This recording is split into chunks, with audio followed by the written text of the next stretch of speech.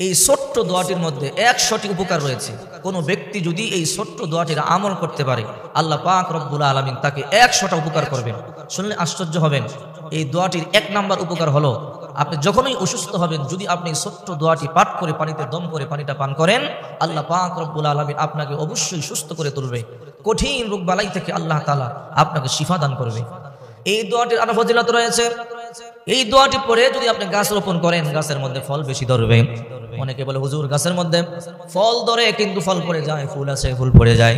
এই দোয়াটি পড়ে যদি আপনি পানিটা ছিটিয়ে দেন, তাহলে দেখবেন একটা ফলও পড়বে না। আল্লাহ তাআলা ওই গাছের মধ্যে প্রচুর পরিমাণে ফল দান করবে। এই দোয়াটি পড়ে ব্যবসা শুরু করলে ব্যবসার মধ্যে বারাকা হবে। এই দোয়াটি পড়ে দোকান খুললে দোকানে বেচা কিনা ভালো হবে। এই দোয়াটি পাঠ করে কোনো বিবাহের অনুষ্ঠানের মধ্যে গেলে ওই বিবাহের মধ্যে আল্লাহ তাআলা কল্যাণ দান করবে। অর্থাৎ এই দোয়াটি এমন দোয়া যার মধ্যে 100টি কল্যাণ রয়েছে। এই দোয়াটি পাঠ করে কোনো ব্যক্তি যদি মুমূর্ষু ব্যক্তিকে, অসুস্থ ব্যক্তিকে পানি পান করায়, আল্লাহ তাআলা রোগের কষ্ট থেকে তাকে হেফাজত করবে। দোয়াটি হলো বিসমিল্লাহিশ শাফি বিসমিল্লাহিল কাফি বিসমিল্লাহিল ওয়াফি ওয়া কাফা বিল্লাহি ওয়াকিলা রব্বি আন্নী মাগলুবুন ফান্তাসির ইয়া আল্লাহু ইয়া রহমানু ইয়া রহিম সাল্লাল্লাহু আলাইহি ওয়াসাল্লাম। আমি আবারো বলছি, বিসমিল্লাহিশ শাফি বিসমিল্লাহিল কাফি বিসমিল্লাহিল ওয়াফি ওয়া কাফা বিল্লাহি ওয়াকিলা রব্বি আন্নী মাগলুবুন ফান্তাসির ইয়া আল্লাহু ইয়া রহমানু ইয়া রহিম সাল্লাল্লাহু আলাইহি ওয়াসাল্লাম। 100টি উপকার রয়েছে। আপনার জ্বর, ঠান্ডা, কাশি, আমাশয়, পেট ব্যথা, হার্ট ব্যথা, হার্ট অ্যাটাক সহ যত বড় বড় রোগ আছে, সমস্ত রোগ থেকে আল্লাহ পাক রব্বুল আলামিন আপনাকে অবশ্যই হেফাজত করবে। এই দোয়াটির মধ্যে 100টি কল্যাণ রয়েছে।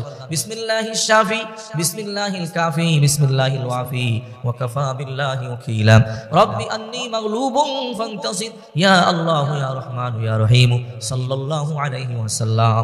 আরেকটি সূরা আছে, নাম তার সূরাতুল ফাতিহা, আলহামদু সূরা। ওই সূরা পাঠ করে দম করে যদি পানির মধ্যে ফু দিয়ে কোন রুগ্ন ব্যক্তিকে, অসুস্থ ব্যক্তিকে পান করা, আল্লাহ পাক রব্বুল আলামিন তাকে সুস্থ করে দিবে। এই সূরাতুল ফাতিহার আরেকটা নাম হলো সূরাতুশ শিফা, রোগ মুক্তির সূরা।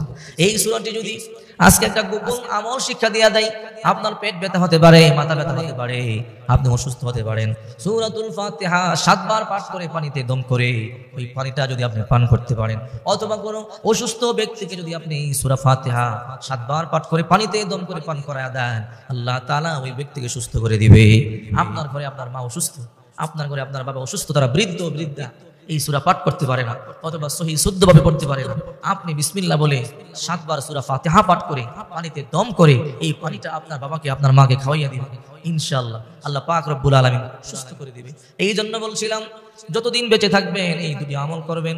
1 নাম্বার বিসমিল্লাহিশ শাফি বিসমিল্লাহিল কাফি বিসমিল্লাহিল ওয়াফি ওয়া কাফা বিল্লাহি ওয়াকিলা রব্বি আন্নী মাগলুবুন ফান্তাসির ইয়া আল্লাহু ইয়া রহমানু ইয়া রহিম সাল্লাল্লাহু আলাইহি ওয়াসাল্লাম। আরেকটা হলো এই যে এখন বললাম সূরা ফাতিহা, এই দুটি আমল যদি আপনি করতে পারেন, জটিল কঠিন রোগ থেকে আল্লাহ আপনাকে বাঁচাবে এবং 100টি উপকার আল্লাহ আপনাকে করবে। 100টি উপকার পাবেন এই ছোট্ট দোয়াটির আমল যদি আপনি করতে পারেন।